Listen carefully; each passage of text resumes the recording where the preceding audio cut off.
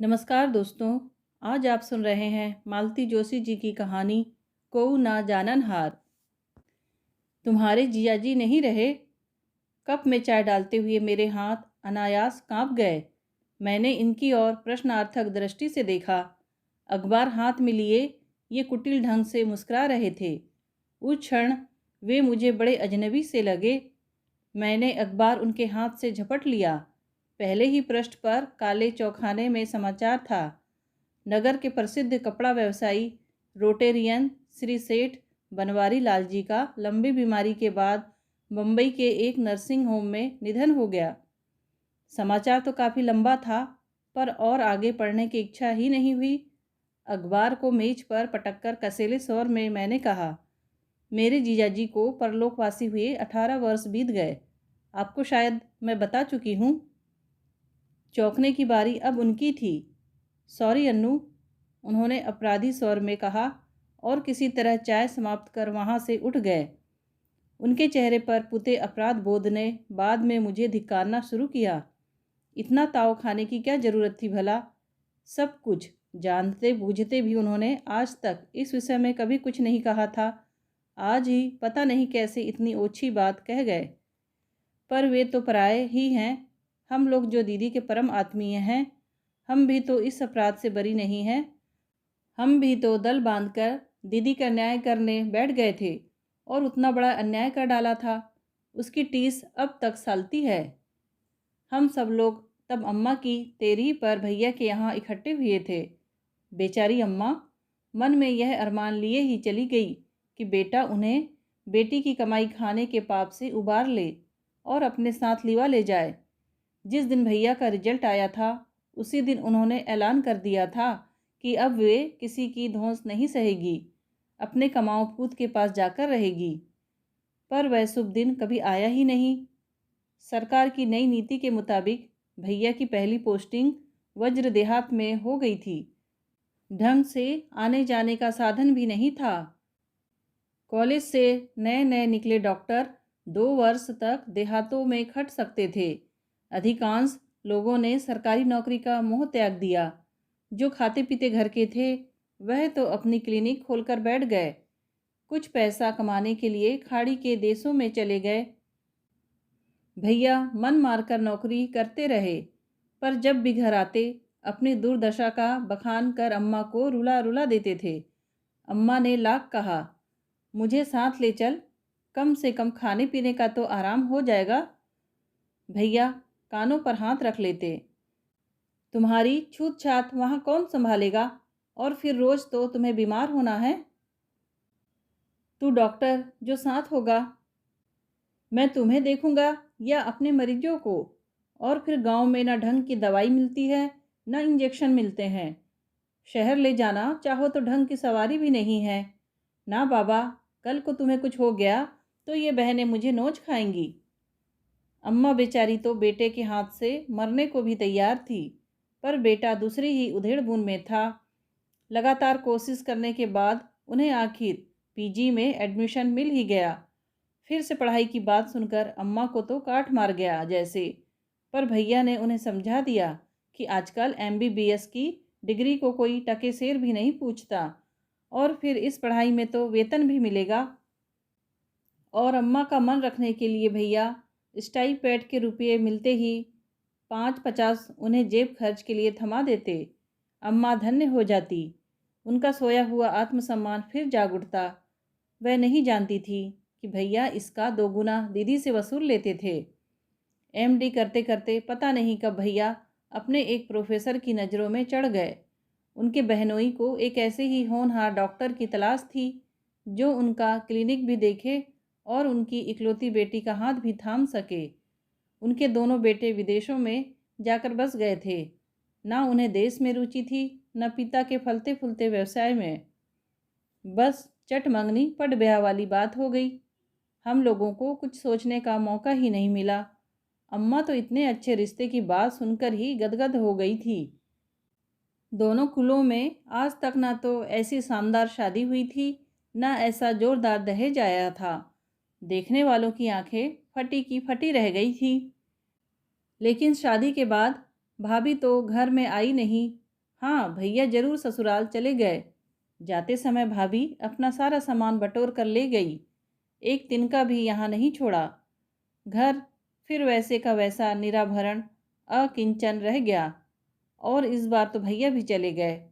उनका नौकरी पर जाना और जबलपुर जाना दो अलग बातें थी। वे जब ग्राम कुलथा के लोगों को चिकित्सा सुविधाएं दे रहे थे, तब वे और हम सब छुट्टियों की आशा लगाए रहते थे। अम्मा उनकी पसंद की कोई चीज़ बनते ही रो पड़ती थी। पता नहीं कितने पकवान उनके आगमन तक मुलतवी हो जाते।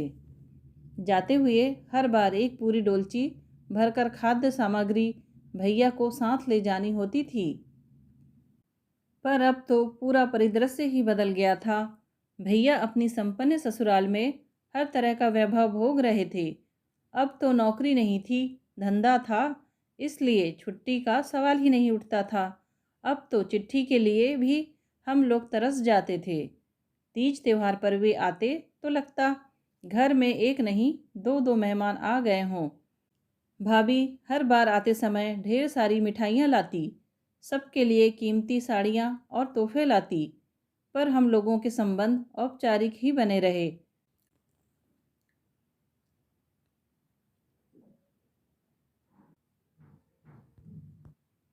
पर अम्मा की दुखी आत्मा बेटे के स्नेहिल स्पर्श के लिए तरसकर रह जाती। 2-4 दिन धूमधाम मचाकर वे लोग चले जाते और घर पहले से अधिक सूना हो जाता। भैया की शादी के बाद अम्मा ने बड़े बड़े सपने सजोए थे, पर हाथ कुछ नहीं आया। हर बार बेटे को विदा करते समय मन महसूस कर रह जाती वे। बुढ़ापा बेटे की छाँव में कट जाता तो अच्छा था, पर समधी आने में जाकर कैसे रहे। सामने तो कुछ कहने की हिम्मत नहीं पड़ती थी, मौका भी नहीं मिलता था।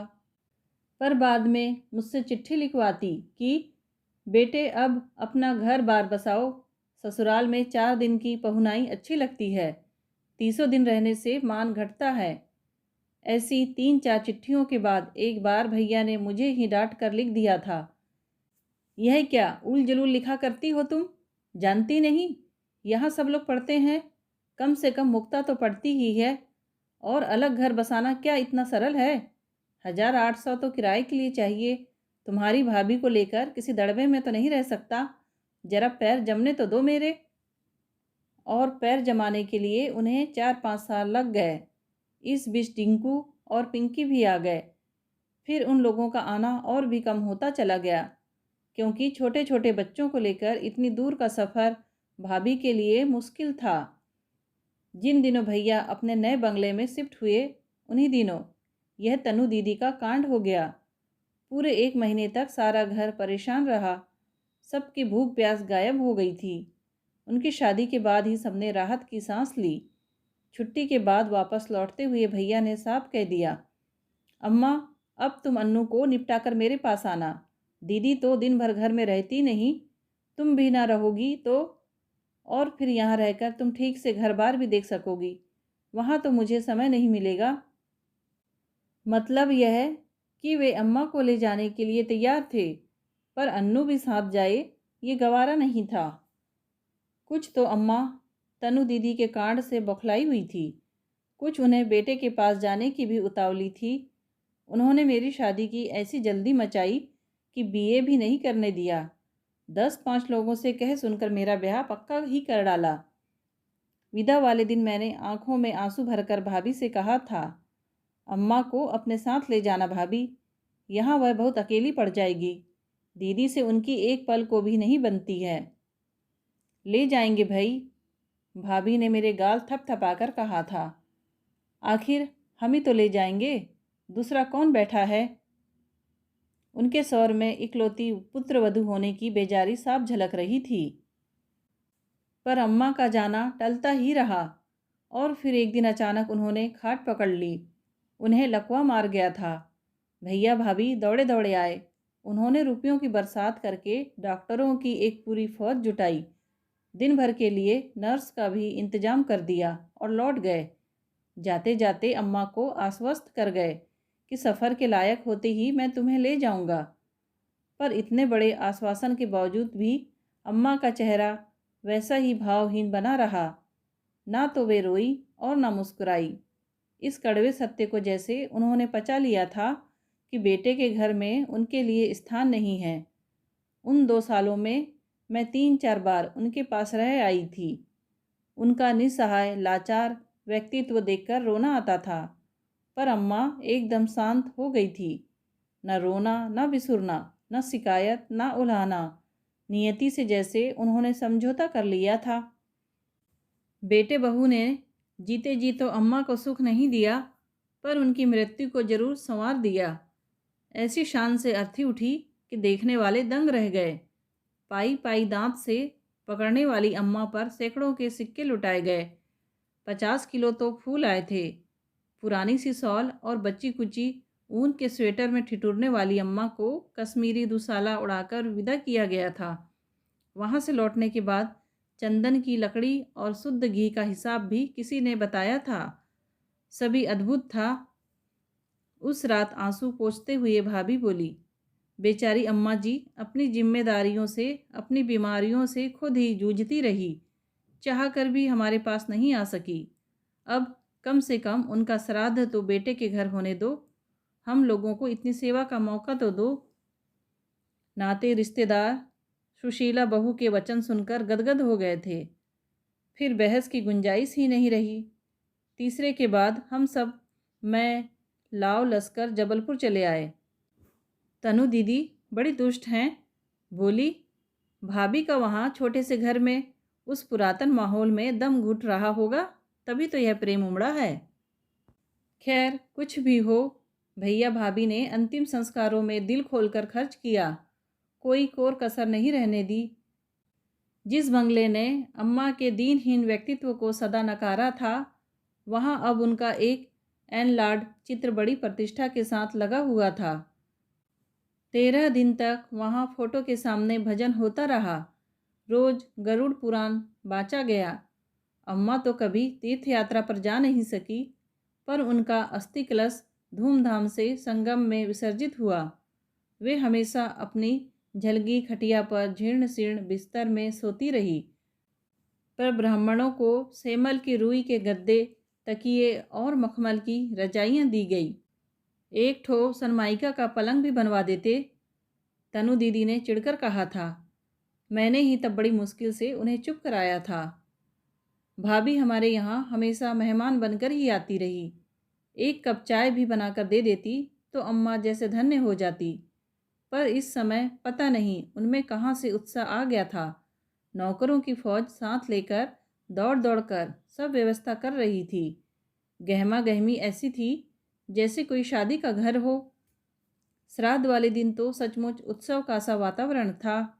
भाभी की माँ तो कहती भी जा रही थी, अरे ये तो खुशी का मौका है, बड़े बूढ़ों की मौत का कोई मातम थोड़े ही मनता है। फिर बहन जी तो अपने सारे फर्ज पूरे करके गई हैं। सब बाल बच्चे ठिकाने से लग गए। अब तो भरे दरबार में चले जाना ही अच्छा था। बेचारी अपने कष्टों से भी मुक्ति पा गई। भाई कोई कितनी ही सेवा करे, अपना कष्ट आप ही झेलना पड़ता है। उनका यह वेदांत सुन सुनकर हम लोगों के कान पक गए थे। उस माहौल में अम्मा के लिए आंसू बहाना भी मजाक लगता था। 13 वाले दिन सेठ जी भी पधारे थे। उन्होंने आयोजन में हाथ भी बटाया था, पर जिस अपनत्व का वे प्रदर्शन कर रहे थे उसका दशांश भी उन्हें नहीं मिला। उन्हें देखते ही भैया भाभी के मुंह फूल गए थे। उनका उखड़ा मूड देखकर नाते रिश्तेदारों में खुसुर फुसुर शुरू हो गई थी। सेठ जी शायद वापसी का रिजर्वेशन करवा कर ही आए थे। वे उसी रात बिलासपुर एक्सप्रेस से लौट गए। उन्हें छोड़ने कोई स्टेशन तो क्या जाता, भैया दरवाजे तक भी नहीं आए। सिर दर्द का बहाना करके लेटे रहे। भाभी पतिव्रता भारतीय नारी की तरह उनकी सेवा में लगी रही। गप सप के बहाने मैं और तनु दीदी भी उस कमरे में सिमट आए थे। दीदी ने मंगू को भेजकर साइकिल रिक्शा बुलवाया। उसमें सेठ जी को विदा करने के बाद वे दनादन सीढ़ियाँ चढ़कर आंधी की तरह कमरे में आई और बोली, भैया यह क्या तमाशा है? क्या हुआ दीदी? यहाँ हर अहरे गहरे आदमी के लिए गाड़ियाँ दौड़ रही है और सेठ जी को रिक्शे पर जाना पड़ा। तुम्हारी तबीयत ठीक नहीं थी, तुम स्टेशन नहीं जा सकते थे ना सही, पर भेजने का प्रबंध तो कर सकते थे। वे गाड़ियों के मोहताज नहीं हैं, उनके दरवाजे पर दो दो इम्पाला खड़ी है। पर तुम्हारा भी तो कुछ फर्ज बनता था, कुछ अपनी कुछ उनकी इज्जत का तो ख्याल किया होता। दीदी, जो शख्स बिना बुलाए किसी के यहाँ पहुँच जाता है, उसे इज्जत की अपेक्षा नहीं रखनी चाहिए। कोई तुम्हारे लड़के की शादी नहीं थी कि उन्हें बुलावे की ज़रूरत होती। वे तुम्हारा ऐश्वर्य देखने नहीं, अम्मा के प्रति अपनी श्रद्धा व्यक्त करने आए थे। इस घर से उनके कुछ संबंध है, यह तो उनका बड़कपन है कि इतनी दूर आकर उन्होंने इसे निभाया। इस घर से उनके जैसे संबंध हैं, सब जानते हैं। यह तो अच्छा हुआ कि भाभी समझदारी से उठकर चली गई, नहीं तो उनके सामने यह चर्चा बड़ी अटपटी लग रही थी। उनके जाते ही भैया ने भी जैसे राहत महसूस की। बोले, दीदी, वैसे कहना तो नहीं चाहिए, आज तक कभी कहा भी नहीं, पर अब यह सब अच्छा नहीं लगता। उसे तो सबको देख देख कर आदत सी पड़ गई है।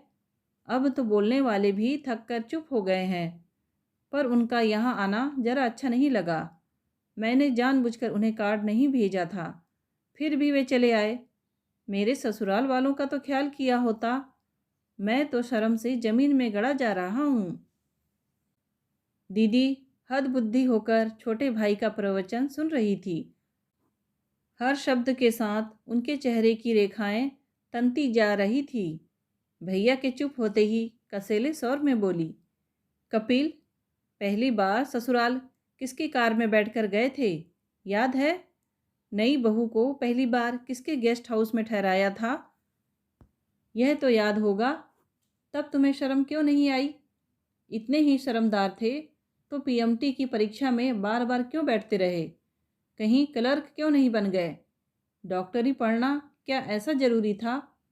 और लगी लगाई नौकरी छोड़कर दोबारा कॉलेज ज्वाइन करते हुए भी तुम्हें शर्म नहीं आई थी? अब किस बात पर आ रही है? मेरी मजबूरी को समझने की कोशिश करो दीदी। अब तक मैंने कभी कुछ कहा है? नहीं कहा है तो कोई एहसान नहीं किया भैया। सब कुछ देख सुनकर भी तुम और तुम्हारी अम्मा आंखों पर पट्टी क्यों बांधे रही? तुम्हें हर कीमत पर डॉक्टर बनना था, लड़कियों को अच्छे घरों में ब्याहना था।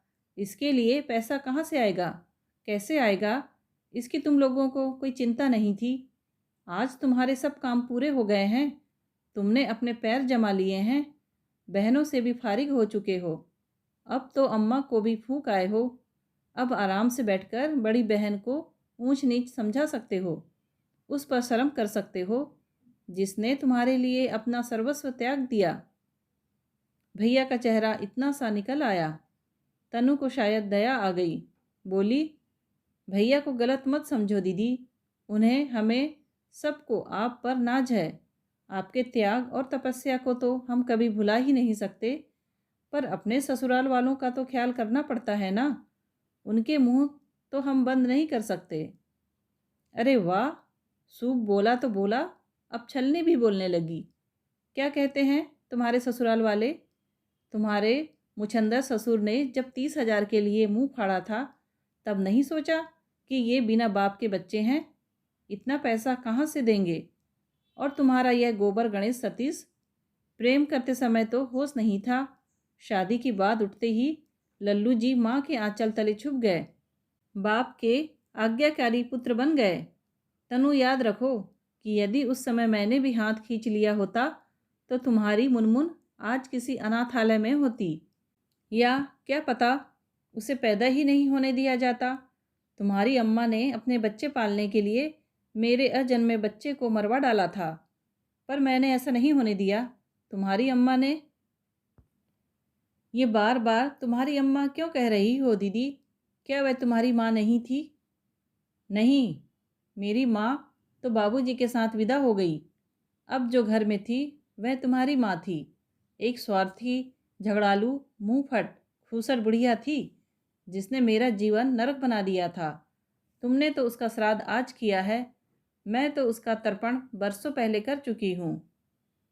अम्मा के भव्य श्राद्ध का यह कैसा समापन था? शादी के 4 साल बाद भी अपने परिवेश से जुड़े रहने की पता नहीं मेरी कैसी जिद थी कि अपने शहर का एक अखबार मैं ज़रूर मंगाती थी। अम्मा की मृत्यु के बाद घर छूट गया था, पर शहर से अब भी मोह था। परिचित गली मोहल्लों के नाम, लोगों के नाम मुझे बरबस अतीत में खींच ले जाते। घर में और किसी को उस पेपर से लगाव नहीं था। हर महीने बिल आने पर इस विषय पर एक परिचर्चा हो जाती थी, पर फिर भी ये मेरा इतना सा अनुरोध रखे हुए थे। और वही अखबार आज सुबह सुबह मेरी शांत गृहस्थी में लहरें उठा गया। सारा दिन ये अनमने बने रहे। दोपहर को काम का बहाना बनाकर लंच पर भी नहीं आए। शाम के नाश्ते के बाद तुरंत कपड़े पहनते हुए बोले, जरा सिटी तक जा रहा हूँ, बुआ जी के यहाँ भी होता आऊँगा। नाश्ता बहुत हेवी हो गया है, खाने पर इंतज़ार मत करना। मैं कहना चाह रही थी कि आप क्यों घर से भागे भागे फिर रहे हैं? आपने क्या किया है? क्या मैंने आपसे कुछ कहा है? पर ऐसी बातें कहने सुनने का भी एक समय होता है। मैंने भी इस संधि प्रस्ताव को रात तक के लिए मुलतवी कर दिया, पर जैसे ही इन्होंने स्कूटर बाहर निकाला और उस पर बड़ी अदा के साथ सवार हुए, मेरा मन फिर फुफकार उठा। अपनी शादी की वह शर्मनाक घटना याद आ गई। मेहमानों से खचाखच भरा सजा संवरा शामियाना बारात की आतुरता से प्रतीक्षा कर रहा था, पर 9 बजे के बाद भी उन लोगों का कोई अता पता नहीं था। आतुरता धीरे धीरे आशंका में बदलने लगी, क्योंकि जनवासे से जो भी लौटता यही कहता कि वहाँ तो आराम से पसरे हुए हैं, बारात चढ़ने के कोई लक्षण नज़र नहीं आ रहे। आखिर 9:30 बजे संदेश मिला कि पहले स्कूटर की बात हो जाए, तभी जयमाल होगी। हम सब तो स्तब्ध रह गए। रिश्ता तय करते समय ऐसी कोई बात नहीं हुई थी, पर इस तर्क पर कोई कान ही नहीं दे रहा था। बाराती तो क्या, घराती भी यह कह रहे थे, इंजीनियर दूल्हे को स्कूटर तो मिलना ही चाहिए। इसमें पहले से तय क्या करना है? इतनी समझ तो सबको होती है, खासकर तब जबकि वे लोग हार्ड कैश भी नहीं ले रहे हैं। मेरी मौसी, चाची, बुआ वगैरह सब फुसफुसा रही थी कि इतनी ऊंची छलांग लगाने की क्या ज़रूरत थी, घर वर तो अपनी हैसियत से ही देखना चाहिए। इस मौके पर अम्मा ने वही किया जिसकी उनसे अपेक्षा थी। वे दहाड़ मारकर रो पड़ी। हाय, आज बिटिया के बाप जिंदा होते तो यह फजीहत क्यों होती। भैया एकदम चिढ़ गए, बोले, अम्मा ये ताने किसे दे रही हो तुम? क्या कसर छोड़ी है हमने? तुमने तो बहू को मंगलसूत्र के अलावा एक छल्ला भी नहीं पहनाया, पर उसने अपना 5-5 तोला सोना दोनों लड़कियों को दिया है। फ्रिज समेत सारा सामान दे रहे हैं। 10-20 हज़ार ऊपर से लगा रहे हैं। और क्या करें? रुपये क्या मेरे यहाँ पेड़ों पर फलते हैं? हाँ, पहले से पता होता तो कुछ इंतजाम भी कर लेते, पर वे तो अड़ गए हैं। या तो स्कूटर दो या पैसे, अभी इसी वक्त। मुझे भी ताव आ गया। सारी लाज शर्म छोड़कर मैंने कहा, भैया लौटा दो बारात। ऐसे लालचियों के यहाँ मुझे शादी नहीं करनी है। तुम उनकी फरमाइशें कहाँ तक पूरी करोगे? मैं कुंवारी रह लूँगी, पढ़ी लिखी हूँ, नौकरी करके पेट भर लूँगी। अपने ओजस्वी भाषण पर मैं स्वयं ही मुग्ध हुई जा रही थी कि दीदी की कड़कदार आवाज़ सुनाई दी, तुम लोग अब चुप भी रहोगे या तमाशा ही किए जाओगे? और फिर अपने सदा के संयत धीमे स्वर में बोली, शांत हो जाओ, सब व्यवस्था हो गई है। व्यवस्था क्या हुई है यह तो मैं उस समय नहीं जान सकी, पर व्यवस्था किसने की है यह अंदाज़ा मुझे था। इसीलिए मैं निश्चिंत हो गई थी। हम लोगों का एक ही आधार स्तंभ था, सेठ जी। हर प्रकार के संकट में उनका ही सहारा था। उस दिन भी उन्होंने ही हमारी प्रतिष्ठा बचाई थी। उतनी रात को एक दोस्त का शोरूम खुलवाकर वे नई गाड़ी उठा लाए थे और वर पक्ष के मुंह पर दे मारी थी। सेठ जी का सौम्य शांत सुदर्शन वैभव और विद्यता से दमकता व्यक्तित्व याद आते ही मन कैसा हो उठा। हाय, ये सेठ जी हैं? भाभी ने जब पहली बार उन्हें देखा था तो चिहुक उठी थी। मैं तो समझी कि कोई पगड़ीधारी, मुच्छड़, बड़ी तोंद वाले आसामी होंगे। ये तो वकील या प्रोफेसर लगते हैं। किसी कोने से सेठ नज़र नहीं आते। हम लोगों को भी तब पहली बार एहसास हुआ कि उनका व्यक्तित्व नाम के जरा भी अनुरूप नहीं है। पैतृक व्यवसाय संभाले हुए थे, इसीलिए वे सेठ जी थे। वैसे एमए इंग्लिश की डिग्री उनके पास थी। यही नहीं, वे कला मर्मज्ञ और संगीत प्रेमी भी थे। उनके पास दुर्लभ रिकॉर्ड्स का संकलन था और उनकी लाइब्रेरी चर्चा का विषय थी। उनकी गृहस्थी अनमेल विवाह का एक उत्कृष्ट उदाहरण थी। पत्नी साधारण रूप रंग वाली स्कूली शिक्षा प्राप्त गृहिणी थी, पर वह अपने साथ अपार संपत्ति लाई थी। परिवार की डगमगाती नाव को उन्होंने ही सहारा दिया था। साथ में एक एक करके 4 कुलदीपक भी दिए थे, इसीलिए बड़ी ठसक से रहती थी।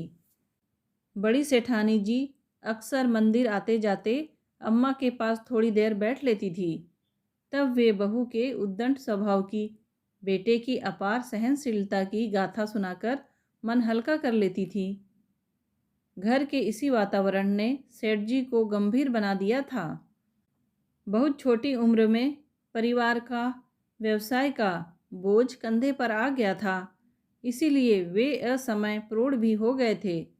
वैसे उम्र उनकी बहुत ज़्यादा नहीं थी। उनका बड़ा बेटा मुश्किल से मेरे बराबर रहा होगा, पर नियति के थपेड़ों ने उन्हें बौना नहीं किया था, बल्कि उनके व्यक्तित्व को एक गरिमा प्रदान की थी। मैं तो उन्हें बचपन से देखती आ रही थी। हमारे तो मकान मालिक ही थे, पर जब भी देखा मन में एक श्रद्धा ही उपजी थी। उनकी सदाशयता के विषय में बहुत कुछ सुन रखा था, पर उसे जानने का अवसर दीदी की शादी में ही मिला। निमंत्रण पत्र छपकर आते ही बाबूजी सबसे पहले कोठी पर ही गए थे। इतना अच्छा दामाद पाने के लिए बधाई देते हुए सेठ जी ने कहा, पंडित जी, मेरे लायक जो भी सेवा हो अवश्य बतलाइएगा। संकोच करने की ज़रूरत नहीं है। आप बड़े ज़रूर हैं, पर लड़की की शादी का अभी आपको अनुभव नहीं है। मैं 5-5 बहनों को ब्याह चुका हूँ। बारातियों का ऊँट किस करवट बैठेगा, इसे भगवान भी नहीं जानते। सिर्फ कहकर ही वे चुप नहीं हुए। जनवासे के लिए उन्होंने अपना गेस्ट हाउस खोल दिया। खुद अपनी देखरेख में उसकी साफ सफाई करवाई। तब से तो जैसी परंपरा सी बन गई। किराएदारों के यहाँ जब भी शादी ब्याह होता, गेस्ट हाउस बारात के लिए रिजर्व हो जाता। भैया की शादी में तो दुल्हन को भी वहीं ठहराया गया था। हम लोगों का घर छोटा था और मेहमानों से ठसाठस भरा हुआ था, इसलिए परछन के बाद भाभी को सीधे वहीं ले गए थे। सुबह नहा धोकर वे दोनों आ जाते, रात को वापस लौट जाते। 3-4 दिन तक, जब तक भाभी रही, यही क्रम चलता रहा। दीदी के ससुराल वाले तो जनवासी की चमक दमक देखकर ही दंग रह गए थे, जिस पर उनकी सेवा के लिए गाड़ी भी थी। ढेर के ढेर लोग बटोर लाए थे, पर उनसे ढूंढ कर भी कहीं कोई नुक्स निकालते न बना। भाग्य की बात, इतने धूमधाम से ब्याही गई दीदी ससुराल में साल भर भी नहीं रह पाई। 2 दिन की नामालूम सी बीमारी में जीजाजी अचानक चल बसे और सूनी मांग लिए दीदी पुराने घर में लौट आई। साथ में था 2 महीने का गर्भस्थ शिशु और ससुराल की ढेर सारी लांछनाएं। हम लोगों पर तो जैसे पहाड़ टूट पड़ा। अम्मा रो रो कर पागल हो गई और बाबूजी एकदम टूट से गए। कितने चाव से उन्होंने अपनी लाडली बिटिया का ब्याह किया था। अपनी हैसियत से कुछ ज़्यादा ही खर्च कर गए थे। उस कर्ज से अभी उभर भी ना पाए थे कि यह वज्रपात हो गया। दुख तो अपनी जगह था ही, बेटी का पूरा जीवन एक प्रश्न चिन्ह बनकर उनके सामने खड़ा हो गया। शादी में जितने आए थे, उससे कुछ ज़्यादा ही रिश्तेदार इस बार इकट्ठे हो गए थे। सबके मन में एक प्रश्न था, अब मन्नू का क्या होगा। इसी समस्या को सुलझाने के लिए परिजनों की एक पंचायत सी जुड़ी। यह तो सबने एक मत से स्वीकार कर लिया कि मन्नू की दूसरी शादी करनी है। अभी बेचारी की उम्र ही क्या है, जाति में ना मिला तो अंतर जाति वर खोज लेंगे। आजकल तो ये आम बात हो गई है। समस्या अगर थी तो बच्चे की। विधवा विवाह तो अब प्रचलित हो गए हैं, पर समाज अभी इतना प्रबुद्ध नहीं हुआ कि उसकी संतान को भी स्वीकार कर ले। फिर इस अनचाहे बच्चे की जिम्मेदारी कौन लेगा? ससुराल वाले तो बात नहीं पूछते, यहाँ जो है वे ही बड़ी मुश्किल से पल रहे हैं। तब तब इस अजन्मे मेहमान से मुक्ति पाना ही श्रेयस्कर होगा। इस आकस्मिक आघात के लिए दीदी एकदम फत्तर हो गई थी। अम्मा दिन रात रोया करती, पर दीदी की आंख से एक आंसू नहीं टपकता। वे चुपचाप एक कोने में बैठी शून्य में ताकती रहती। उनके गर्भ में पलने वाला वह जीव उन्हें बेहद परेशान किए हुए था। एक बूंद पानी भी पीने नहीं दे रहा था, पर वही शायद उनका सबसे बड़ा संबल था। उसकी आहट के सहारे ही वह इतना बड़ा दुख चुपचाप झेल गई थी। अपने इसी लाडले के निर्वासन की भनक कान में पड़ते ही वे चित्कार कर उठी। उन्होंने अम्मा बाबूजी के पैर पकड़ लिए। वे जिस तरह अपने अजन्मे शिशु के जीवनदान के लिए रो रही थी, गिड़गिड़ा रही थी, उसे देख सुनकर सबके दिल दहल गए। बड़ी मुश्किल से उन्हें चुप कराया जा सका। फिर मामा मामी, मौसी बुआ, चाचा ताऊ सभी उन्हें घेर कर बैठ गए और एक एक कर समझाने लगे। देखो मनु, यह समय भावनाओं में बहने का नहीं है। जाने वाला तो चला गया, पर तुम्हारा अपना पूरा जीवन तुम्हारे सामने है। आज जिसे तुम अपनी ज़िंदगी का सहारा समझ रही हो, कल को वही तुम्हारे पैरों की बेड़ी बन जाएगा। और यह तो सोचो कि उसे लेकर रहोगी कहाँ? ससुराल वाले तो नाता तोड़ ही चुके हैं। अम्मा बाबूजी क्या ज़िंदगी भर बने रहेंगे? उसके बाद क्या भाई की गृहस्थी में फालतू सामान की तरह पड़ी रहोगी? तुम रहना भी चाहो तो क्या कोई चैन से रहने देगा? भाई तुम्हारा अपना है, पर भाभी तो पराए घर से आएगी। वह तुम्हें झेल लेगी। अगर बच्चा तुम्हारी गोद में आ ही जाता है तो उसे छीनने का किसी को हक नहीं था। पर अब यही समझ लो कि भगवान ने हमें एक मौका दिया है। हो सकता है कल को कोई समझदार लड़का तुम्हारा हाथ थामना चाहे। उस समय यह मोह, यह जिद तुम्हें बहुत महंगी पड़ेगी। निर्णय खुद ही लेना है, पर जल्दी। तुम्हारी अपनी ज़िंदगी है, जैसी चाहो मोड़ लो। हम सब तो केवल सलाह दे सकते हैं, बस। पता नहीं मन पर कितना बड़ा पत्थर रखकर दीदी ने सबकी मर्जी के सामने घुटने टेक दिए। होनी की भयावहता का शायद उन्हें पहली बार एहसास हुआ था। अस्पताल से जब लौटी तो दीदी तन से ही नहीं मन से भी रीत गई थी। चलती फिरती प्रेत हो जैसे। घर भर में मैं ही सबसे छोटी थी और उनकी लाडली भी। दुख की घड़ियों में वे मुझसे ही कुछ बोल बतिया लेती थी। मेरे कहने से 2-4 दाने मुंह में डाल लेती थी, पर इस हादसे के बाद तो वे मुझसे भी कट गई। उदासी की एक मोटी सी चादर में उन्होंने जैसे अपने आप को कैद कर लिया। वे तो अपने दुख में घुल ही रही थी। अम्मा बाबूजी भी उन्हें देख देख कर जीझने लगे। जाहिर था कि यह स्थिति अधिक दिन तक चल नहीं सकती थी। दीदी के खालीपन को किसी तरह भरना ही था, इसलिए नौकरी के लिए दौड़ धूप शुरू हो गई।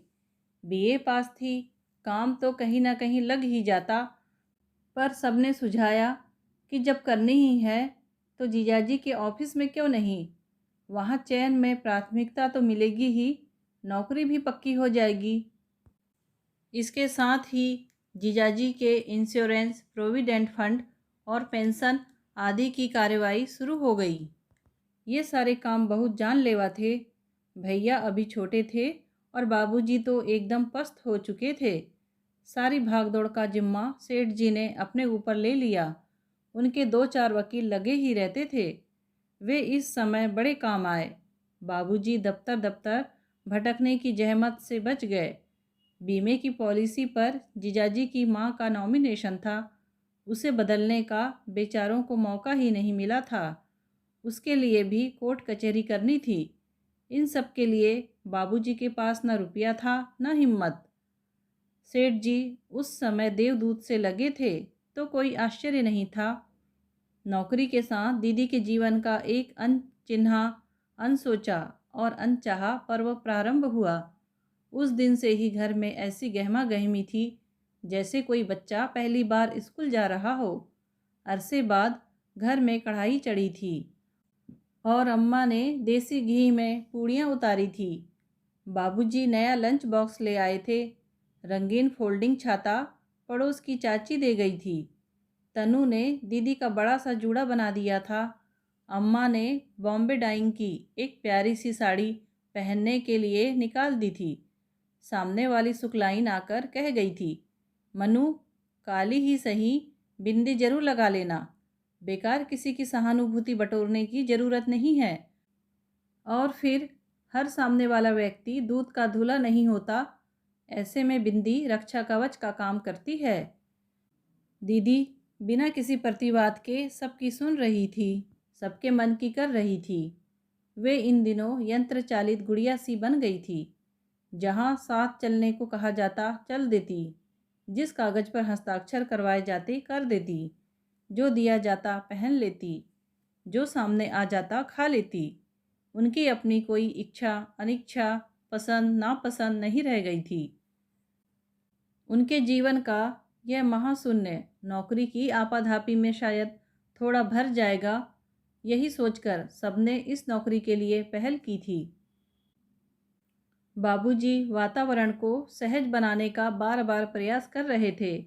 अम्मा से कह रहे थे, अरे आजकल लड़कियों की नौकरी कोई अजूबा नहीं रह गई है। पहले तो दफ्तरों में इक्का दुक्का औरतें नज़र आती थी, अब तो आधी से ज़्यादा मेजें इन्हीं लोगों ने घेर रखी हैं। जमाना ही ऐसा आ गया है, एक की कमाई में गुजारा कहाँ होता है। वर्मा जी ने तो इसीलिए अपनी बेबी को बैंक में लगवा दिया है। कहते हैं कि लड़के वाले लड़की बाद में देखते हैं, पहले नौकरी की पूछते हैं। सभी को ज़रूरत होती है, ऐसा भी नहीं है। कुछ तो शौक़ के लिए भी कर लेती हैं, तभी तो लड़के मारे मारे फिरते हैं। लेकिन लड़कियां भी क्या करें, इतना पढ़ा लिखा है, उसका कुछ उपयोग तो हो।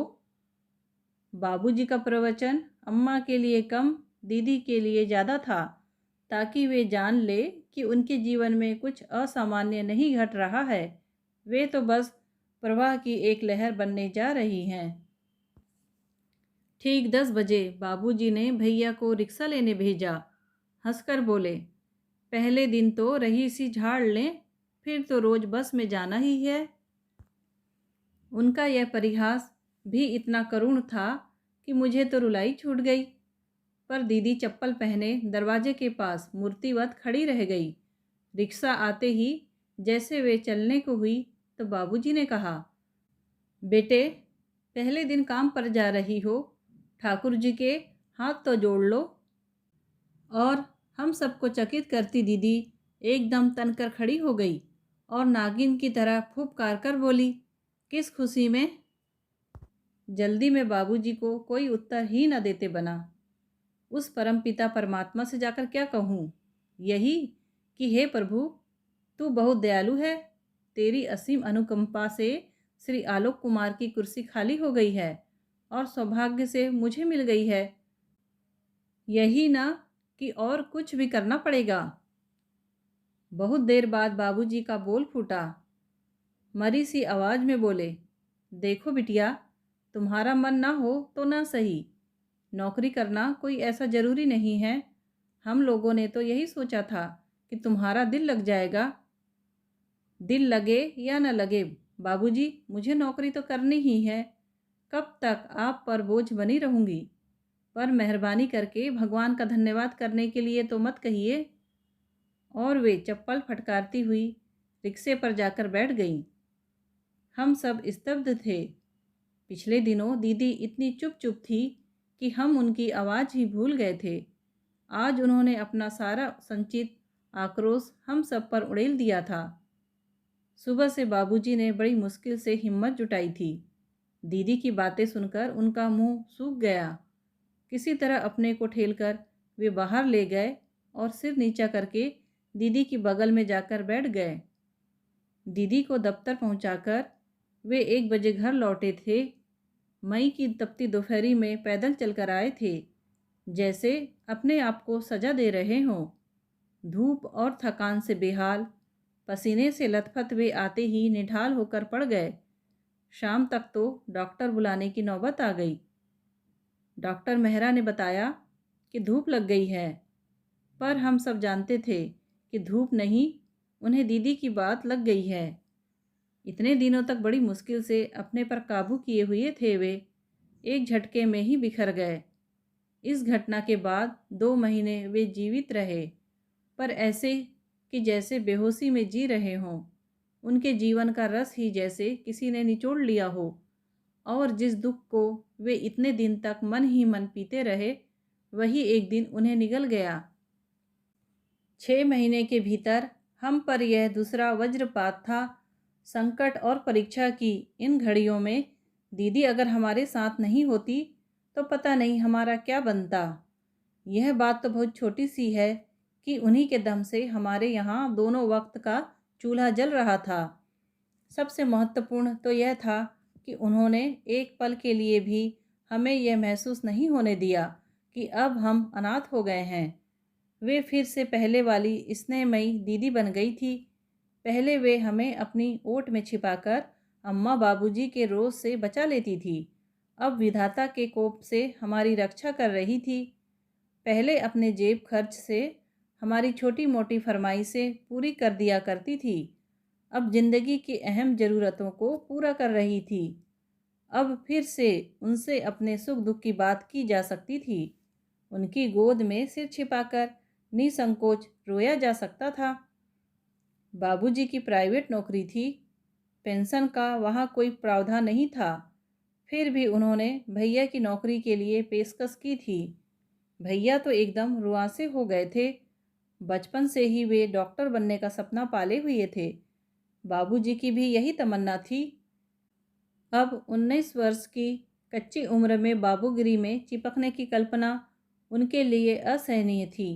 बेचारे एकदम गुमसुम से हो गए, पर उन्हें अपने अरमानों का गला नहीं घोटना पड़ा। दीदी ने आगे बढ़कर नौकरी का वह प्रस्ताव ठुकरा दिया।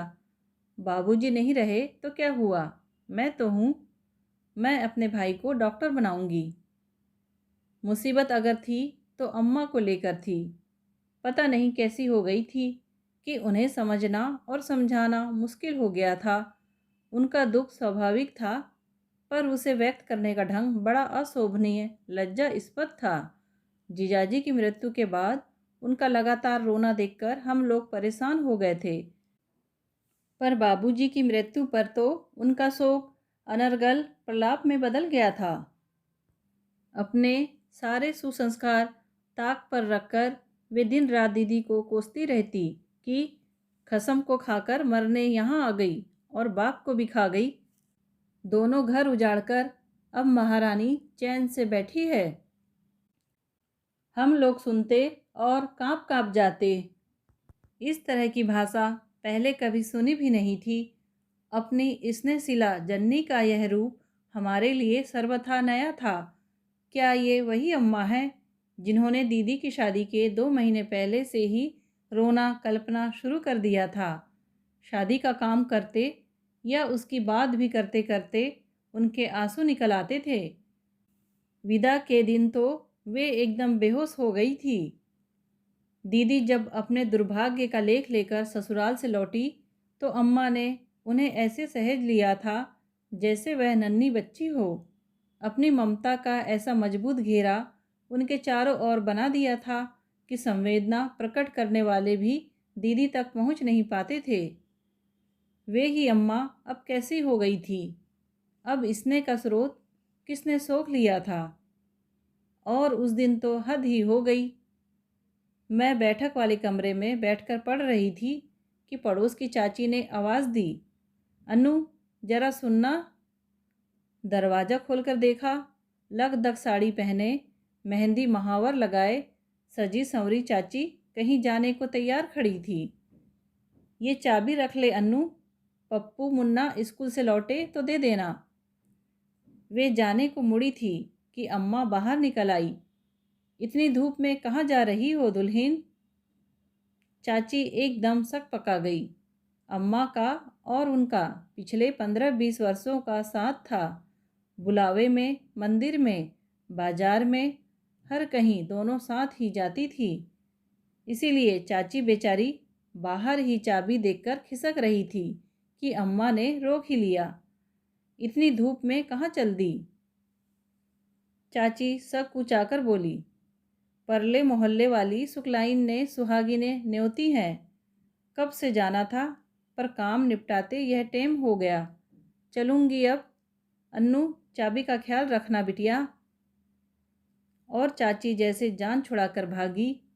अम्मा दरवाजे में देर तक खड़ी उन्हें जाती देखती रही। बाबूजी की मृत्यु के बाद से अम्मा ने घर के बाहर पैर नहीं दिया था, पर पास पड़ोस की खोज खबर रखने की आदत वे नहीं छोड़ पाई थी। चाची जब तक दिखाई देती रही, अम्मा उन्हें देखती रही। उनके गली में ओझल होते ही वे पछाड़ खाकर जमीन पर गिर पड़ी और भूमि पर लोट लोट कर रोने लगी। मैं तो एकदम घबरा गई। तनु दीदी भी भीतर से दौड़कर आ गई। क्या हुआ अम्मा? हम दोनों पूछती रह गई, पर ना उन्होंने कोई उत्तर दिया और ना ही उनकी रुलाई का वेग कम हुआ। शाम 5, 5:30 बजे दीदी थकी हारी दफ्तर से लौटी।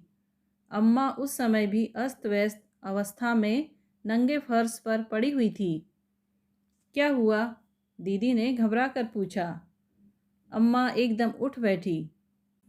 अब होने को और क्या बाकी रह गया है?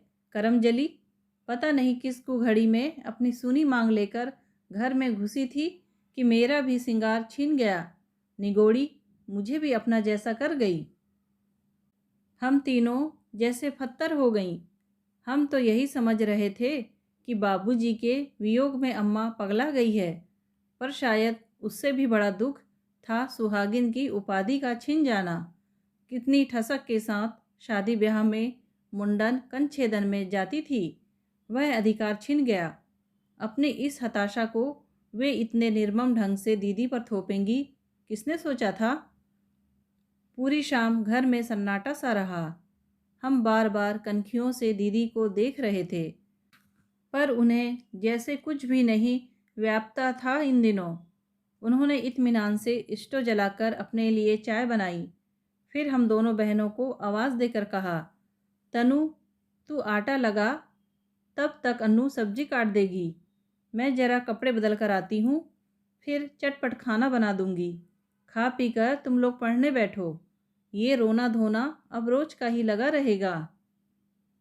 इस पर अम्मा ने फिर कोई बहुत ही कड़वी बात कही, पर दीदी उसे चुपचाप पी गई और मुंह हाथ धोने चली गई। रोज की तरह उन्होंने फटाफट खाना बनाया और बैठक के कमरे में बैठकर पेपर देखती रही। 8 बजे भैया कोचिंग क्लास से लौटे तो उन्होंने मुझे आदेश दिया, अन्नू फटाफट सबकी थालियाँ लगा लो, मैं आ रही हूँ। अम्मा खा रही हो तो उन्हें भी बुला लो। हमें मालूम था अम्मा नहीं खाएगी, कोई उन्हें मनाने भी नहीं गया। सब चुपचाप अपने अपने आसन पर बैठ गए और वे बगल के कमरे में बैठी बड़बड़ाती रहीं। हम लोग चुपचाप कौर निगल रहे थे। एक अजीब सा मौन हमारे बीच तन गया था। जब आधे से अधिक खा चुके तो दीदी ने ही उस मनहूस चुप्पी को तोड़ते हुए आवाज़ दी, अम्मा हमें नहीं खाना, कह तो दिया। मैं खाने के लिए नहीं पूछ रही हूँ, रखा है, जब मर्जी हो खा लेना। मैं तो यह बतला रही थी कि आज दफ्तर में अशोक आया था। कौन अशोक? अशोक मेरा देवर। इतनी जल्दी भूल गई? क्या कह रहा था? कुछ नहीं, पिछली बातों के लिए माफ़ी मांग रहा था। कह रहा था माँ ने बुलाया है, पापा भी याद कर रहे हैं। अम्मा अब बहुत देर तक उदासीन नहीं रह सकी। उठकर रसोई में आ गई और वही फर्श पर बैठकर बोली, अब बड़ी याद आ रही है। तब तो अपशकुनी कुलक्षणी जाने क्या क्या कहकर घर से निकाल ही दिया था। उनका क्या दोष है अम्मा? जवान जहान बेटा इस तरह अचानक चला गया। उनके दुख की कोई सीमा है? ऐसे में कहने सुनने का होश किसे रहता है? अशोक क्या कह रहा था? कहा तो माफ़ी मांग रहा था, घर चलने की जिद कर रहा था, पिछली बातों पर पछता रहा था। वाह, बड़ा पछतावा हो रहा है अब। तुम्हारे बाप के मरने पर कोई झांकने भी नहीं आया। इतना सा व्यवहार भी तब निभाते न बना। अब बड़ा प्यार आ रहा है। प्यार क्यों नहीं आएगा अम्मा? उनके बेटे की 250 रुपये पेंशन मंजूर हुई है। 15,000 इंश्योरेंस का मिलेगा। लोग बाग सब खबर रखते हैं। और ठीक भी है, उनके बेटे की कमाई है, पहला हक उन्हीं का बनता है। सब लोग मन ही मन हिसाब लगाने लगे। 15,000 एक मुश्त, 250 रुपये पेंशन और दीदी की तनख्वाह। हमारी इसी उधेड़ बून को बीच में रोककर भैया ने कहा, तुम्हारा पैसा है दीदी, जिसे चाहो दे दो, पर उन लोगों ने तुम्हारे साथ जो सलूक किया है उसे मत भूलना। मेरी याददाश्त बहुत अच्छी है कपिल, मैं किसी का भी व्यवहार नहीं भूली हूँ, इसीलिए आज तुम सबके सामने यह बात रखी हूँ। मैंने तो सोचा था कि अपना जीवन बर्बाद हो गया, कोई बात नहीं, मैं बाबूजी की जगह ले लूँगी, उनके सपनों को आकार दूँगी, तुम्हें डॉक्टर बनाऊँगी, इन दोनों का ब्याह करूँगी। पर मेरे यहाँ रहने से अम्मा का कलेजा दिन रात जलता है। सोचती हूँ वहीं चली जाऊँ। ताने उल्हाने तो दोनों जगह सुनना है, तब अपने घर में ही क्यों ना रहूँ। हम सबका कौर हाथ ही में रह गया। दीदी चली जाएंगी, मतलब ये जो रूखा सूखा दोनों वक्त मिल रहा था उसके भी लाले पड़ जाएंगे। हम लोग अभी अपने ही सोच में डूबे थे कि अम्मा एकदम उठी और दीदी के गले से लिपटकर बिलख उठी। हाय मैं मर जाऊं, मेरी जबान में कीड़े पड़ जाएं। अपना राई सा दुख सहेजती रही, बिटिया का पहाड़ सा दुख आंखों की ओट हो गया। वे तो कौवों की तरह घात लगाए बैठे हैं, पर उन्हीं कसाईयों के यहाँ अपनी लाडली को मैं दोबारा नहीं भेजूंगी। अम्मा रोते रोते दीदी को पुचकार रही थी, बलैया ले रही थी। दीदी पत्थर की सी मूर्ति बनी बैठी रही। जैसे ही अम्मा की पकड़ थोड़ी ढीली हुई, वे उठकर बर्तन समेटने लगी। एक प्रश्न मन में उमड़ा था, पर पूछने की हिम्मत नहीं हुई, क्योंकि उस क्षण दीदी एकदम पराई लग उठी थी। पर आज भी मन में वह प्रश्न वैसा ही अनुत्तरित है। क्या उस दिन अशोक सचमुच दफ्तर में आया था? उसके बाद तो सारा परिदृश्य ही बदल गया। बाबूजी की जिम्मेदारियां तो उन्होंने बहुत पहले ओढ़ ली थी, पर गृह स्वामिनी की हैसियत से जिस मान सम्मान का, सुख सुविधा का उन्हें अधिकार था, उस पर अब ध्यान दिया जाने लगा। उस छोटे से घर में एक ही कमरा ऐसा था जो जरा अलग थलग सा था। पहले वह अम्मा बाबूजी का कमरा हुआ करता था। बाद में भैया ने उसे अपना स्टडी रूम बना लिया। वह कमरा कब और कैसे दीदी का हो गया पता ही न चला। वे एक धुरी बन गई जिसके चारों ओर सारा घर घूमता था। उनके आराम का पूरा ध्यान रखा जाता। सुबह अब उनके उठते ही और शाम को दफ्तर से लौटते ही गर्मा गर्म चाय का कप उनका स्वागत करता। दोनों वक्त ताज़ा उनकी पसंद का खाना समय से तैयार मिलता। सुबह वे मुंह हाथ धोकर आती, तब तक बिस्तर पर साफ चादर बिछ चुकी होती। कमरा धुला पूछा मिलता। रात को सोने के लिए कमरे में जाती तो दिन वाली चादर के स्थान पर सफ़ेद चादर लगी मिलती। मसहरी भी कोई ना कोई तान ही देता। इनमें से किसी भी बात के लिए दीदी ने कभी आग्रह नहीं किया था। वे पहले की तरह सहज सामान्य बनी रहना चाहती थी, पर अम्मा को यह गवारा न था। कभी रसोई में हाथ बटाने जाती तो अम्मा प्यार से झिड़क देती, रहने दे, दिन भर वहाँ मगज खपा कर आई है, अब क्या आग तापेगी, चलकर आराम कर। ये दोनों जो ऊँट सी घूम रही हैं किस काम की हैं? इतवार को अगर दीदी अपनी साड़ियाँ धोने या प्रेस करने बैठ जाती तो अम्मा हम पर बरस पड़ती। खा खा कर मस्ता रही हो दोनों। यह नहीं होता कि उसकी धोती ही खींच दे, हाथ जैसे घिस जाएंगे। कभी दफ्तर से दीदी सब्जी लेकर लौटती दिखाई दे जाती तो अम्मा भैया को गली तक दौड़ा देती। बिटर बिटर देख रहे हो, पर यह नहीं होता कि आगे बढ़कर झोला ही थाम ले। यूँ तो घर में बार बार घटते दुखद प्रसंगों ने हमारी हंसी छीन ली थी, हमें असमय गंभीर बना दिया था। आपस में लड़ना झगड़ना भी हम लोग भूल चुके थे।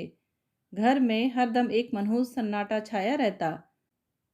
हंसने बोलने का अपना शौक हम संगी साथियों में ही पूरा कर लेते थे। फिर भी किसी छुट्टी के दिन सब लोग मिलकर बैठते तो एकाध ठहाका लग ही जाता था। रेडियो की आवाज़ एकाध बार ऊंची हो ही जाती थी। तब अम्मा झल्ला पड़ती, कैसे बेहया हो तुम लोग, जरा देर को चुप नहीं बैठा जाता। अभी बेचारी को जरा सी आंख लगी होगी, हफ्ते भर तो कमर सीधी करने का वक्त ही नहीं मिलता। कभी कभी दीदी तो हमारी मजलिस में शामिल हो जाती, पर अव्वल तो अम्मा उन्हें बैठने ही ना देती, जबरन आराम करने भेज देती। वे जिद करके बैठ भी जाती तो हमारे मुंह पर ताले पड़ जाते। पता नहीं क्यों एक अदृश्य सा तनाव हमारे बीच फैल जाता। दीदी इसे ताड़ जाती और चुपचाप उठकर चली जाती। इन सब के लिए वे दोषी नहीं थी, हमारे ही मन में कहीं खोट आ गया था। वे बाबूजी की तरह घर परिवार का भार उठाए हुए थी, फिर भी एक बड़ा अंतर आ गया था। बाबूजी का घर में रोब दाब था, पर उन पर हमारी श्रद्धा भी थी, प्यार भी था। उनसे जो कुछ मिला उसे हमेशा अपना अधिकार समझा, पर दीदी से हमें जो मिल रहा था उसे हम उनका कृपा प्रसाद समझकर ले रहे थे। एक परायापन बीच में आ गया था, एक अव्यक्त सा डर भी मन में समा गया था कि वे जब चाहे हमें मझधार में छोड़कर जा सकती है।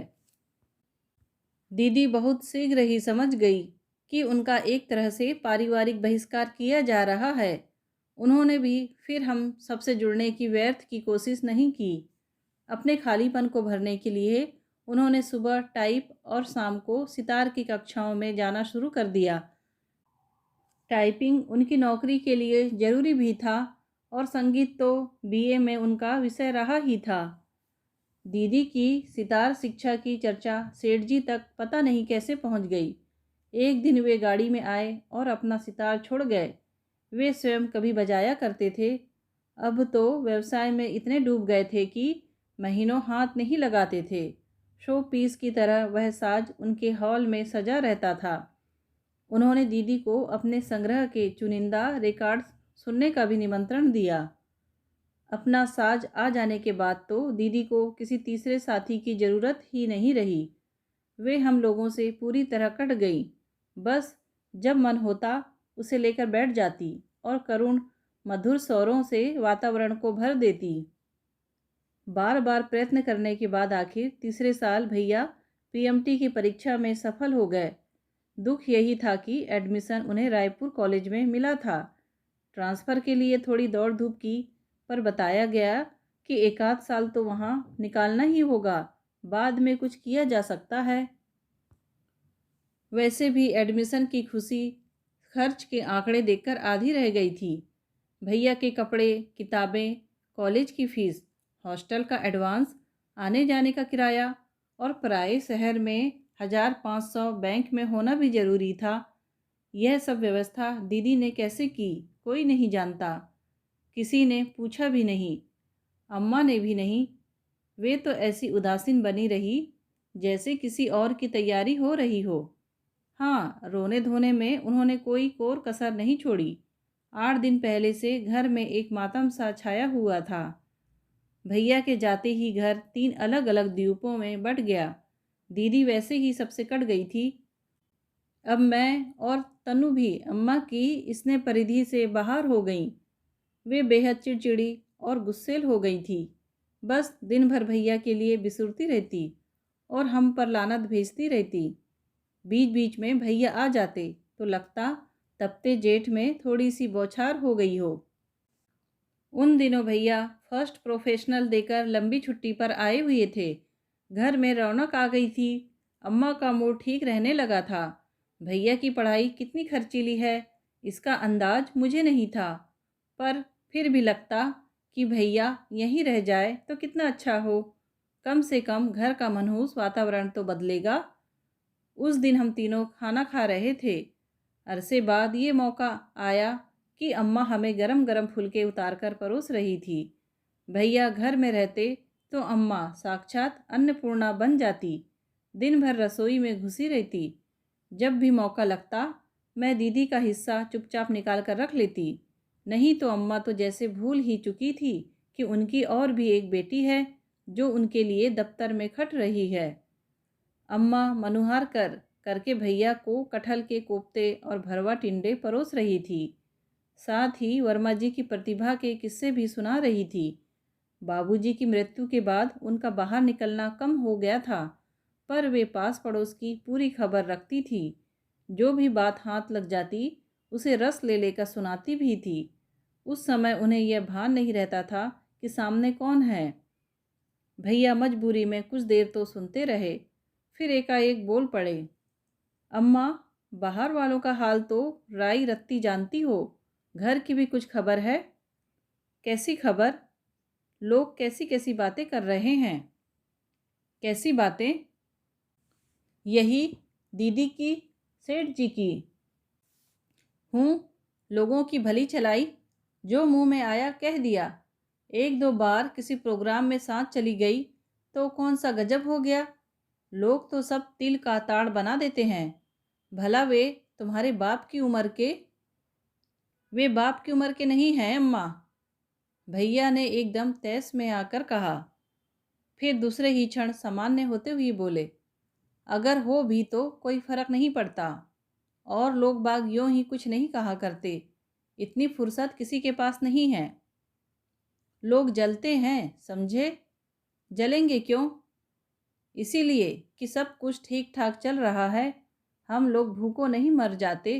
तुम्हारी पढ़ाई लिखाई छूट जाती तो सबको ठंडक पड़ जाती, पर ऐसा हुआ नहीं ना, इसीलिए सबको मिर्ची लग रही है। फिर भी अम्मा, देखो बेटा, तुम्हारे बाप मरे थे तो ये लोग कहाँ मुंह छिपा गए थे। इतना बड़ा खानदान है, पर किसी ने 5 पैसों को नहीं पूछा। कोई भल मनसाहत में थोड़ी सी मदद कर देता है तो उस पर भी ये लोग कीचड़ उछालने को तैयार हैं। सच, मेरी तो ऐसी जान जलती है कि बस। तनु दीदी सदा की मुंह फट एकदम से बोल उठी, अम्मा, हम लोग दीदी की शादी क्यों नहीं कर देते? हम सब अवाक होकर उनका मुंह देखते रह गए। अम्मा बस क्षण भर को चुप रही होगी। बोली, शादी कर देंगे तो खाएंगे क्या? उनके इस दो टूक प्रश्न का हमारे पास कोई उत्तर नहीं था, लेकिन उस क्षण अम्मा के प्रति ऐसी वितर्षणा हुई कि शब्दों में बांधी नहीं जा सकती। तनु दीदी भी कमर कसे बैठी थी। बोली, तो क्या हम अपने स्वार्थ के लिए दीदी का जीवन बर्बाद कर देंगे? अम्मा एकदम चिढ़ गई। चुप रह मुंहजली, चबर चबर बोले जा रही है। और शादी क्या हमने भी नहीं की थी उसकी? सारा फंड फूंक डाला, तभी तो आज कंगले बने बैठे हैं। अब उसकी तकदीर में सुख नहीं था तो कोई क्या करे। ये दो दो छाती पर बैठी हैं, अब उनको देखें कि बड़ी की शादी करवाते रहें। फिर इस कड़वी चर्चा का समापन सा करती हुई भैया से मिश्री घुले स्वर में बोली, देखो बेटा, तुम इस पचड़े पर पढ़कर अपना दिमाग खराब मत करो। बस अब तो जल्दी से पढ़ लिख कर नौकरी में आ जाओ। लड़की की कमाई हम कई दिन खाते रहें। यह प्रसंग फिर दोबारा घर में नहीं उठा। आँख कान बंद कर लेना भी एक कला है। अम्मा ने इसे बहुत अच्छी तरह से आत्मसात कर लिया था, क्योंकि उन्हें जीना था। पर उनसे एक भूल हो गई। अपनी इस उदासीनता को वे एक रस नहीं रख सकी। जितना ही उन्होंने दीदी को अनदेखा किया, हम लोग खुली हवा में सांस लेने के लिए छटपटा जाती। तनु दीदी तो बोल्ड थी, कई बार कॉलेज से पिक्चर के लिए भाग जाती। या सहेलियों के यहाँ चली जाती। लौटने पर उनकी सामत आती, पर वे दिलेरी से सब सह जाती। एक दिन उनकी सहन शक्ति भी जवाब दे गई। उन्होंने अम्मा को सुना दिया, जिनसे कहना चाहिए उनके सामने तो जबान नहीं खुलती, हम ही पर रोब झाड़ती हो। वे कमाकर खिला रही हैं इसलिए। बाप रे! फिर तो अम्मा ने उनकी वह धुनाई की कि 3 दिन तक तनु दीदी खटिया पर पड़ी रही। पर उस घटना ने उन्हें और भी निर्द्वंद बना दिया, इतना कि फिर अम्मा भी कुछ कहते हुए सहम जाती। यही निर्द्वंदता उन्हें एक दिन ले डूबी। सच, उस समय दीदी ने यदि साहस न जुटाया होता तो तनु दीदी कहीं की नहीं रहती। वही दीदी अब कितनी अकेली पड़ गई हैं। सुबह सुबह मैंने ऐलान कर दिया, प्लीज़ मेरा रिजर्वेशन करवा दीजिए, दीदी के पास जाऊंगी। ये एकाएक तुम्हें क्या हो गया? अपनी बहन से मिलने का मन हो गया और क्या? क्यों, कोई हर्ज है? मेरे स्वर से ही ये इतने आतंकित हो गए कि फिर उन्होंने कोई प्रतिवाद नहीं किया। शाम को चुपचाप टिकट लाकर पकड़ा दिया और 2 दिन बाद मैं गाड़ी में थी। सफ़र बड़ी अजीब सी मन स्थिति में कटा। आम लड़कियों की तरह पीहर जाने का उत्साह मुझ में कभी नहीं रहा। पीहर ही इस लायक न था, फिर भी अपने लोगों से, परिचितों से मिलने की उमंग थी। बचपन के माहौल को फिर एक बार जी लेने की इच्छा थी। दीदी को देखने की कल्पना मात्र से मैं सिहर जाती थी। पता नहीं नियति का यह दूसरा आघात उन्होंने कैसे सहा होगा। उस बार तो पूरा परिवार उनके साथ था। इस बार बेचारी निपट अकेली, असहाय सी। अपना दुख कहने के लिए कोई संगी साथी भी नहीं। कभी सोचती, बुलबुल को साथ लेकर मैंने अच्छा नहीं किया, पर इतनी सी बच्ची को छोड़ती भी कहाँ। हो भी सकता है कि उसकी किलकारियों से, तोतली बोली से दीदी का मन बहल जाए। अजीब सा असमंजस था। घर पहुंचने की ललक भी थी और डर भी लग रहा था। रिक्शे में बैठी तो घड़ी की ओर ध्यान गया। हाय, अभी तो सिर्फ 4 बजे थे। 1 घंटा प्रतीक्षा करनी पड़ेगी। पड़ोस की चाची को बोर करना पड़ेगा। रिक्शा रुकते ही दूर से घर दिखाई दे गया। दरवाजे पर ताला नहीं था। बड़ी राहत महसूस हुई। मैं भी कैसी पागल थी। भला ऐसी मन स्थिति में उनका दफ्तर जाना संभव था? एक हाथ में बुलबुल और दूसरे में अटैची लेकर हाँफती हुई दरवाजे के सामने जा खड़ी हुई और दिल धक से रह गया। वहाँ तो किन्हीं कमल किशोर जी की तख्ती लटक रही थी। मुझे ज़्यादा देर सोचना नहीं पड़ा। रिक्शे की आवाज़ सुनकर चाची बाहर निकल आई थी। वे ही मुझे हाथ पकड़कर अपने घर ले गई। घर पहुंचकर उन्होंने मुझे अंक में भर लिया और रो रो कर बलैयाँ लेने लगी। बेचारी बुलबुल पहले तो हक्की भक्की सी यह नज़ारा देखती रही, फिर वह भी पंचम सुर में रो उठी। तब कहीं जाकर मुझे होश आया। तब तक भाभी चाय बनाकर ले आई थी। गुड़िया के लिए दूध भी आ गया था। खा पीकर थोड़ा प्रकृतिस्थ हो लेने के बाद चाची ने बताया, दीदी तो तुम्हारी बरस ऊपर हो गया, कॉलोनी में रहने चली गई हैं, तुम्हें नहीं पता? अपनी जेब छिपाते हुए मैंने कहा, हम लोग तो दफ्तर के पते पर ही चिट्ठी डाल देते हैं ना। उन्होंने कभी जिक्र भी नहीं किया। अकेली पड़ गई थी बेचारी। घर में रहो तो वही वही सब याद आता है। इसी से मकान बदल लिया। घनश्याम आएगा तो तुम्हें छोड़ आएगा।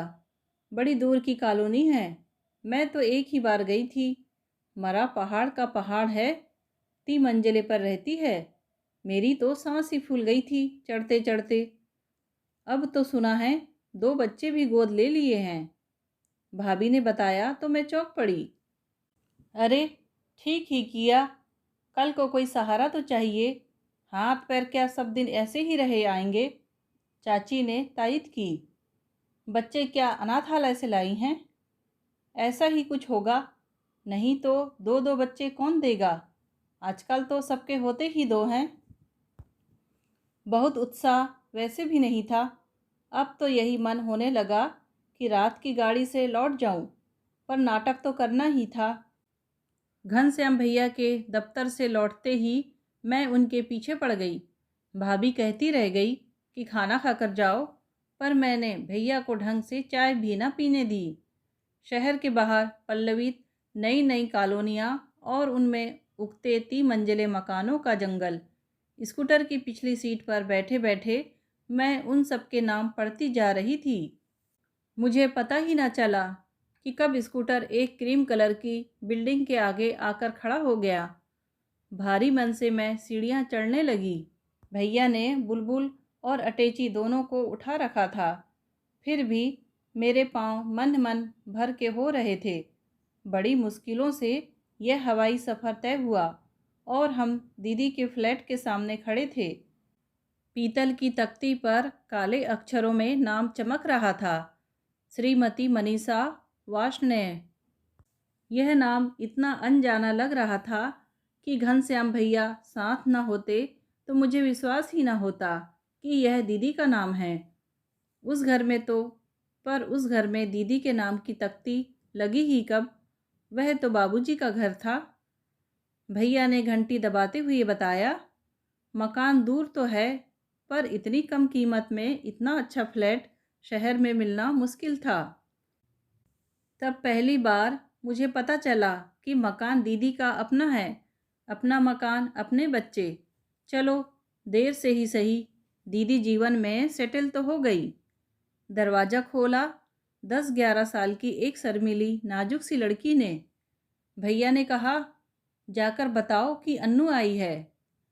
लेकिन उनकी बात पूरी होने से पहले ही दीदी पल्लू से हाथ पोंछती हुई निकल आई। आते ही बरबस मुझसे ऐसे लिपट गई कि मेरी रुलाई फूट पड़ी। फिर भैया की गोद से बुलबुल को झपटकर ऐसा घनघोर प्यार दुलार किया कि बेचारी का दम घुटने लगा। 5-7 मिनट बाद वह थोड़ा संभली और हमसे बैठने का संकेत करते हुए बोली, चलो अच्छा हुआ अन्नू के बहाने आज घनश्याम भी पकड़ा गया, नहीं तो वह इधर का रुख ही नहीं करता। आता तो रहता हूँ दीदी, पर अब तुमने घर ही इतनी दूर ले लिया कि क्या कहें। बड़ी माँ पर अब तो मिली नहीं, कहता हुआ 8-10 साल का एक गोल मटोल बालक घर में प्रविष्ट हुआ और हमें देखकर सहम गया। नहीं मिली तो कोई बात नहीं, अपन चाय बना लेते हैं। अजय, ये अन्नू मौसी है, मैं कभी कभी बताया करती हूँ ना। दीदी, ये लोग अशोक के बच्चे हैं। अशोक मेरा देवर, याद तो होगा। अशोक जी आजकल कहाँ हैं? अपना विस्मय छिपाते हुए मैंने औपचारिकता बरती। 2 साल के लिए नाइजीरिया गया है, वीणा भी साथ गई है। बच्चों की समस्या थी, हमने कहा लाओ हम रख लेते हैं। इनके दादा दादी बहुत थक गए हैं, अब उम्र भी तो हो चली है। माँ जी को तो ठीक से दिखता भी नहीं है।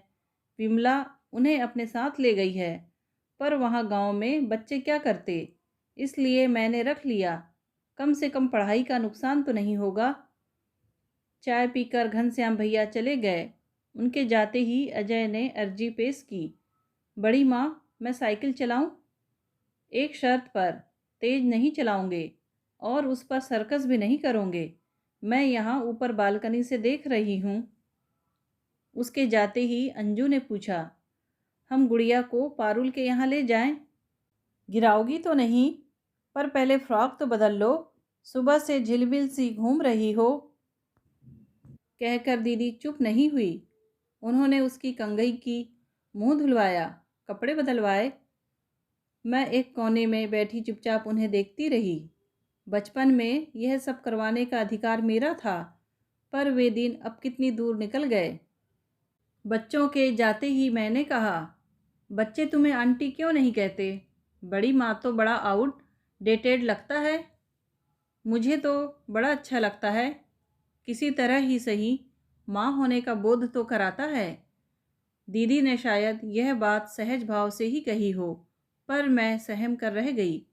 उनके अजन्मे शिशु की याद मन में कौंध गई। फिर तो मौन की एक मोटी सी चादर हम दोनों के बीच तन गई। हालांकि दीदी को उसका एहसास नहीं हुआ, वे तो रसोई में व्यस्त हो गई थी। उन्हें इस रूप में बरसों बाद देखा था।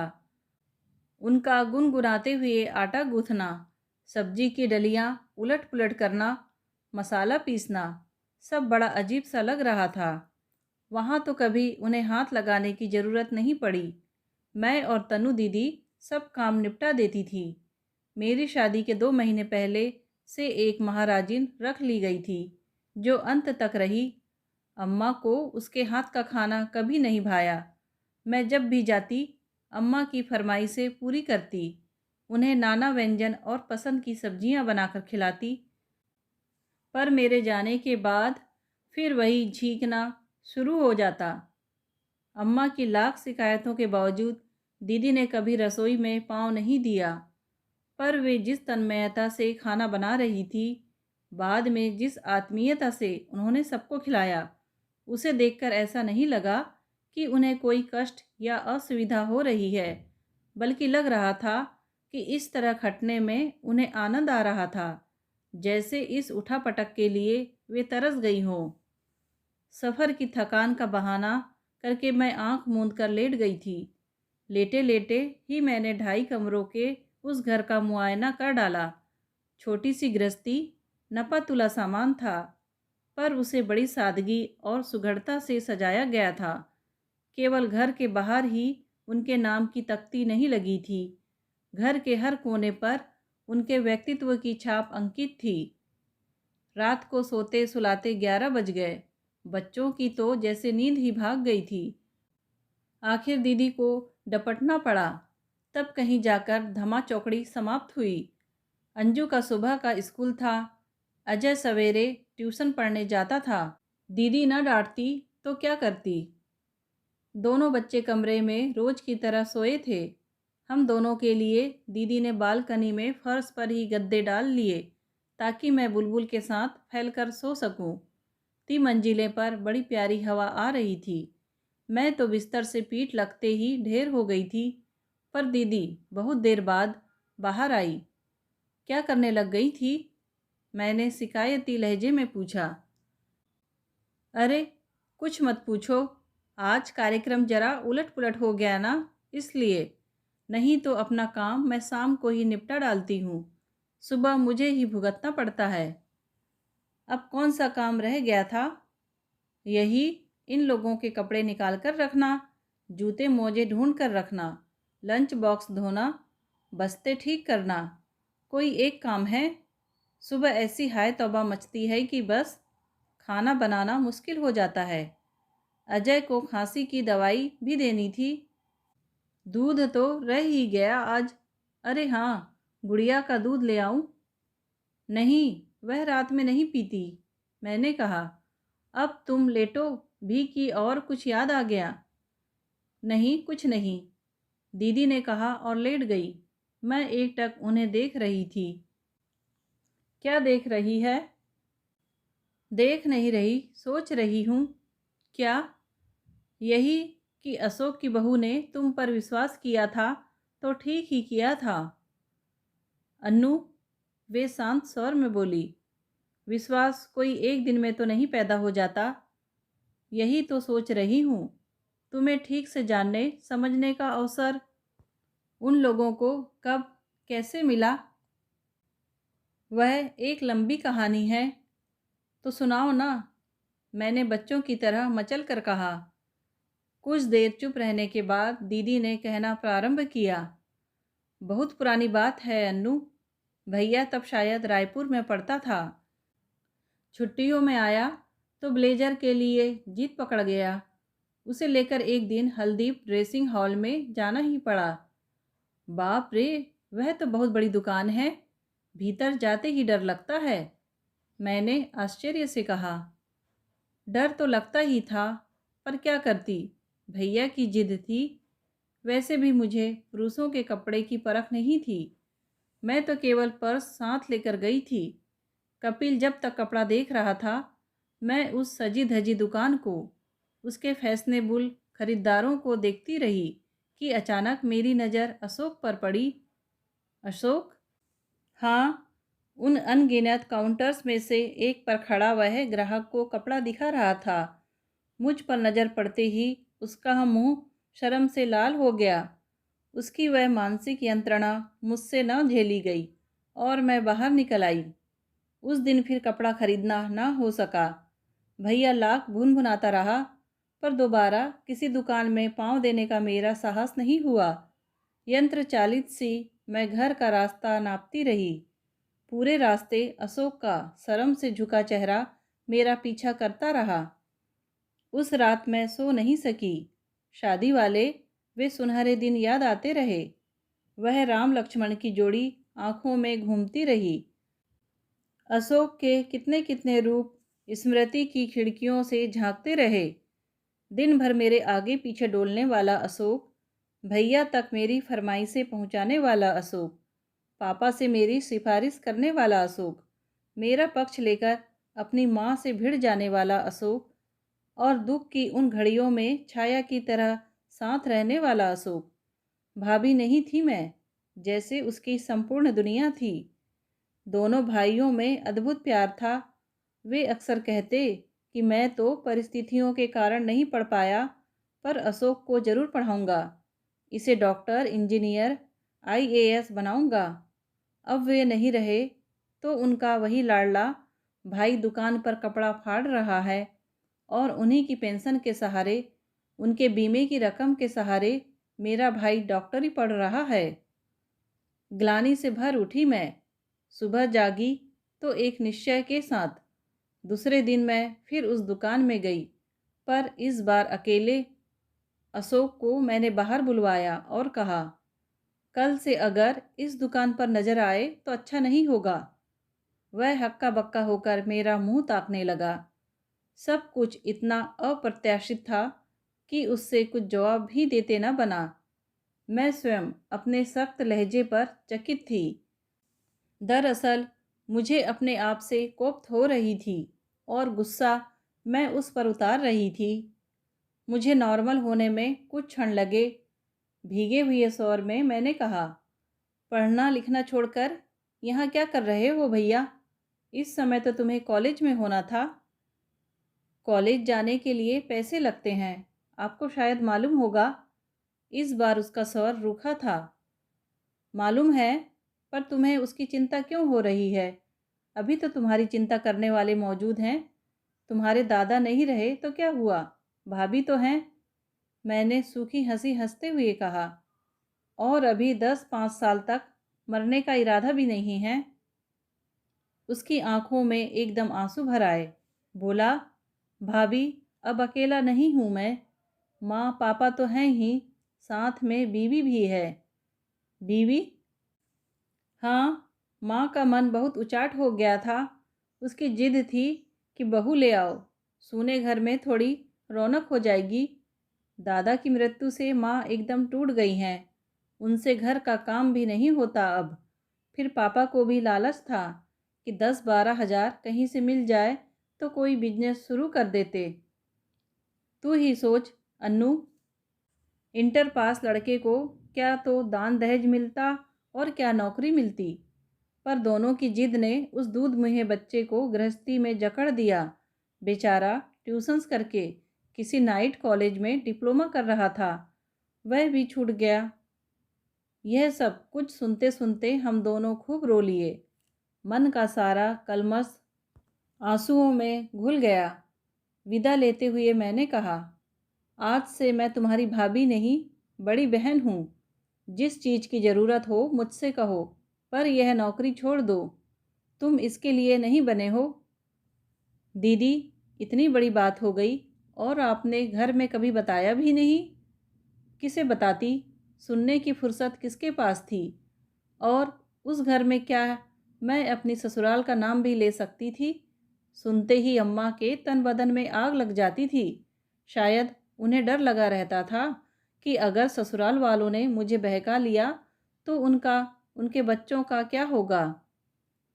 दीदी, अम्मा के लिए कभी कभी तुम ज़्यादा कठोर नहीं हो जाती? शायद इसीलिए कि मैंने उनके स्वार्थ का नग्न रूप देखा है। जानती हो अन्नू, उन दिनों मामा, मौसी, बुआ हर महीने 15वें दिन मेरे लिए रिश्ते लेकर आते थे, पर अम्मा सबको अपने आप ही चलता कर देती थी, कह देती कि वह तो जोगन बनी बैठी है, शादी के नाम से ही बिदकती है, उससे बात करो तो काटने दौड़ती है।